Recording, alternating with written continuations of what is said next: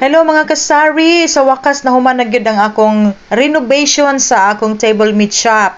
Tapos gwapo na kaayo ang atong semento kay naayos na gyud ang akong atubangan sa ako ang store, no? Gwapo na gyud kay siya tan-awon. Tapos diri ang akong gamay nga lamesa, diri gihapon ako gi-display ang mga gardenia loaf bread. And then natay customer nagpalit siya og new bake. Tapos, mao na guys, gwapo na kaayo. 15 lang ka tiles na 40 by 40 ang size ang among na gamit din ha. Tapos, 3 days namin nga nag-display nga tiles na siya. Pero pag nahuman, ganina lang nahuman ang finishing sa foundation sa atong lamesa.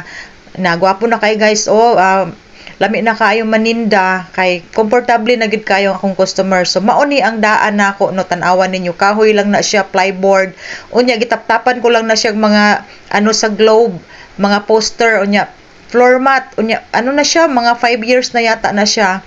So ilisan na gyud sa wakas og tiles, no? Dugay na namo ning giplano ni Mr. nga among ipa-tiles, kaso lang wala lang gyud may lugar, unya medyo sacrifice gyud ang renovation kay pila ka days gyud nga wala may nakahit sa among target sales. Labi na gyud ganina guys sa pag-finishing sa panday kay nag-cut siya og tiles pertig yung abuga, so hapon na lang pertig yung gamaya sa akong sales, gamay ra gyud kaayo kay dili kaduol ang customer. So arang-arang na kagahapon kay whole day mi nga naka-display, naka-hit tayo sa target sales natin.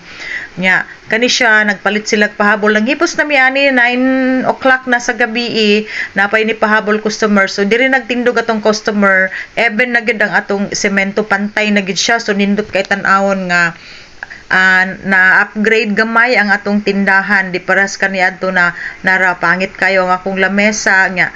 Tabunan lang siya kay daghan tag display pagkahapon. So ako lang gitong giagwanta guys nga di sa ipa-repair kay gihulat gyud nako nga maka-budget pud ta kay dako-dako ba akong budget. Pag nagpa-estimate man gud ko og stainless nga table, 16,000 sa table inana kadako 16,000 ang pangayo sa sa mo trabaho nya karon kay amo lang gipa-tiles unya gipa-renovate ang atubangan, gipa-semento, ni gasto lang ko og 9,000 plus. So gwapo na gid kaayo. Okay. Hello guys, good day and happy selling sa inyong tanan. Today ay araw ng Wednesday ro, no? Muna tanan dong. And hindi nakapunta kahapon si Virginia, so ngayon sila pumunta rito. So meron tayong order. Ambot pilay total ana, dako kay kung mabayad ana dong, daghan baya na nasa 4 ka box. Pero wala pa total. Kasi guys, last week wala sila ni Anhi diri. Ang ilang schedule kay Friday wala sila muari, tapos pagkagahapon Tuesday wala sila. So karon ni Anhi akong gitawagan ang supervisor kay ningon nang ahente mo daw siya nya di dapod siya mudayon. So akong ginan nga wala na ko stocks. Unya ningon pa lang ka nangumpra na lang ta ko gamay sa palengke mo to na tawagan siguro sa ilang supervisor ganian ko mo nang nag-order na lang ko og naghanap po wala. Zero na gid ako mga hotdog sa Virginia 250, Champion, chicken loaf, mga ham wala na. So mo ni order na to tanan.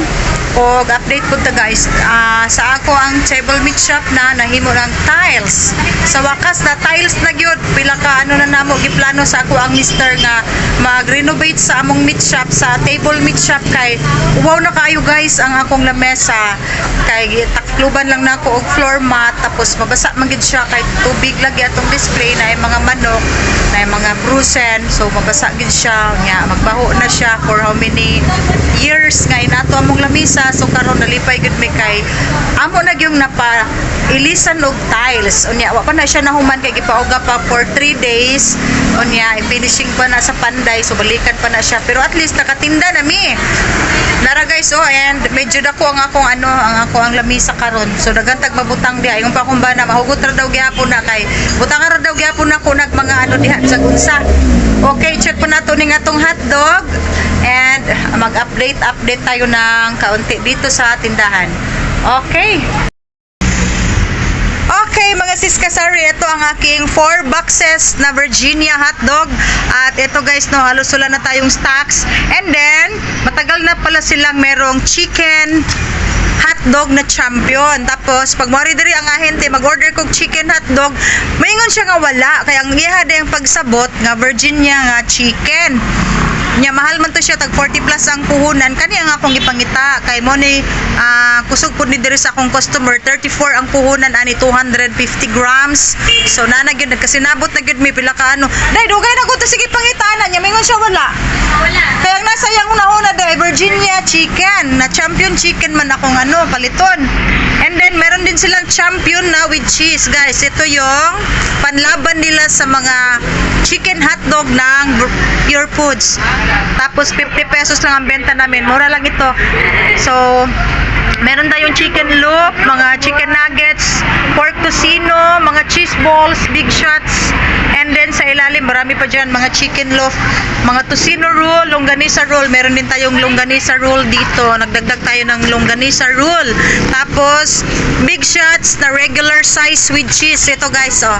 Bihira lang silang may stocks dito. Yan. 1 kilo. Tapos, 154 ang ating puhunan dyan. So, ang benta namin ay 185. And cheese balls na 500 grams. Malakas din ito, parang cocktail with cheese.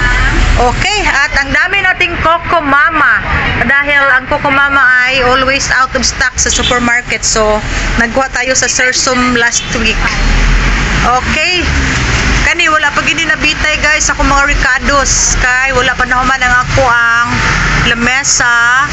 Wala pa ano suga lang ang giano ni Mr. Giuna. So natay customer. So mo ni siya ang atong tiles. Og daghan pag ibitay, daghan pa big ayuhon. Ana pa di ay? Napa? Ha? Unsa na?